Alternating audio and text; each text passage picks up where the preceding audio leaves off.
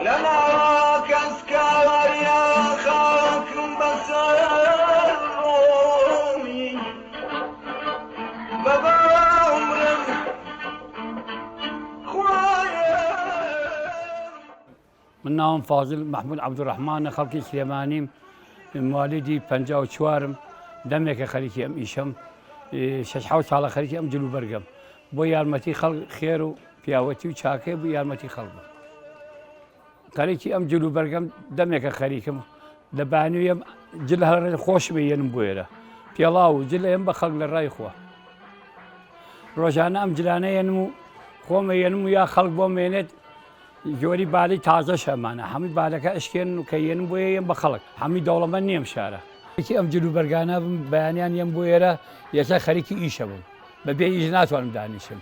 ئەبێ جلوبەرگ بم بە خەڵک پاکی کەمەوە ئەنج بە پاک و تەمیزی بیم بە خەڵک ئەبێ دڕاو مڕاو لێی جیاکەمەوە ئەنج بە پاک خەڵکی داماوی وای ئەیفرۆشێت و ئافرەتی وای چەند ئافرەت سەد ئافرەتی لێرە ئەیفرۆشێت کە ڕۆژانە من جلێن فەرق و فروق ناکەمەگە خەڵکە خەڵکیش داماوە ڕەش و هوتە بێ دەرامەتە بێ مەعاشە ئەبێ ئێمە یارمەتی خەڵک بین جلوبەرگ بن بە خەڵک هەرچیە بێ من ئەیەمێ بە دەوڵەمەند بێ فەقیر بێ نقصان بێت هەرچێکە با بە دڵی خۆی بیبات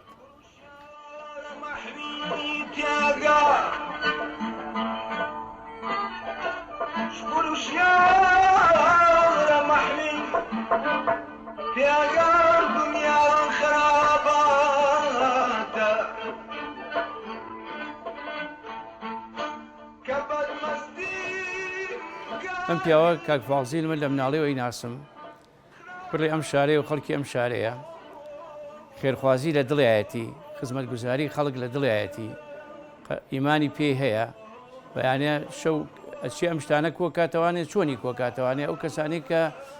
بالەیە و کۆنە ئەفرۆشن وشتی ئەوروپی فرۆشن بازێ باشەکانی هەڵەگرن هەندێکی بە عملی خۆیان نایە بۆ فرۆشتن بەلایەنەوە باش نییە جیایەکەنەوە ئەیەن بم بەڵام ئەم ئەیگەێنێ بۆ خەڵکە معاش هەبێ و نەبێ بکرێ دوکانی ئەمە دەفعیکەم چونکە خەڵکی داماوە خەڵک ڕەش و ڕوتە خەڵک مناڵی زۆرە خزمەتی کەمە ئێجا ئێمە بێ یارمەتی خەڵک بین ئەبێ دڵی خەڵک خۆشکەین بەیانیان من لە ماڵەوە یەم خەڵک لیا دانیش چاوەڕێ منەکە دوکان بکەمەوە جلوبەرگیان بمێ ئێتر دایمەن خەڵگیێت نیوەڕۆ بێ عەسر بێت یارمەتی خەڵک زۆرێم و ئەوایە حکومەتی تەرجیعی منی کردا چونکە من یارمەتی فەقیر و هەژار و داما و ئینی وایە ئەم جلوبەرگە ئەبات ئەیا بە دراوشەکە هەیە هەتیوە هەیە باوکی مردووە هەیە کەسی نییە ئێمە بێ یارمەتی تەرجیع بکەین کە یارمەتی من بن و تەرجیعی خەڵکیش کەم زیاتر دوکانەکە گەورەتر کەم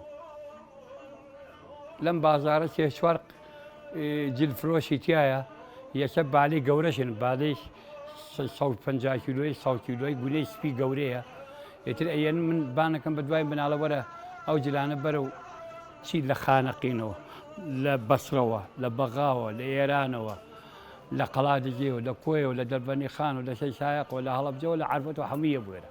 ناحیەکانی قەزاکان دیاهاتەکان خەڵکی داماوە